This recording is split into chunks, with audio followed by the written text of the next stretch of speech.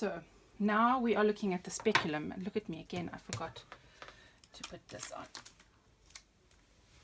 We're looking at the speculum examination.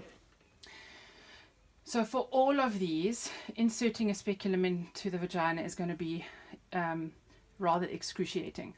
So it's going to be a painful part of the examination. In your retained products patient, you are going to see blood and you might see products in the os.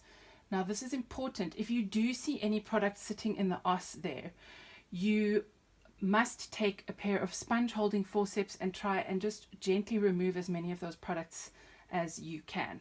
We're going to talk about this later in management. In your ectopic, very tender, the cervix is going to be normal. In your case of PID, the cervix itself is going to be normal. You might see a discharge draining from the os. You might not. Remember, we said it can sometimes be an infection that is not visible to the patient. And in your ovarian torsion, you are going to have tenderness, but it's going to be a normal cervix. So things to differentiate are this patient is most likely going to be bleeding, whereas these aren't.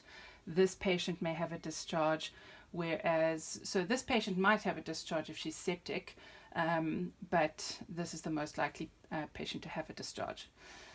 Right, our next segment is going to be on the bimanual examination.